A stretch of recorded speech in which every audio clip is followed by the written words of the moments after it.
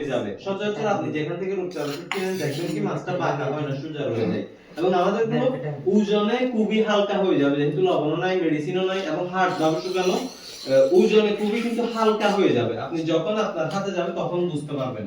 এবং আমাদের মাছ আপনি আমাদের কাছ থেকে কিছু শুঁটকি আপনি সংগ্রহ করে থাকেন, রান্নার আগে অবশ্যই আপনি 20 থেকে 25 মিনিট নরমাল পানিতে ভিজিয়ে রাখবেন।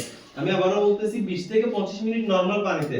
আমাদের শুটকিতে মেডিসিন নাই, মেডিসিন যেহেতু না আপনার গরম পানিতে দেওয়া লাগবে না, এতে করে মাছের যে পুষ্টিগুণ, শুটকির যে পুষ্টিগুণ সেগুলো কিন্তু নষ্ট হয়ে যায়। তো এক্ষেত্রে আপনাকে গরম পানিতে দেওয়া লাগবে না, আপনি শুধু জাস্ট নরমাল পানিতে 20 থেকে 25 মিনিট ভিজিয়ে রাখবেন।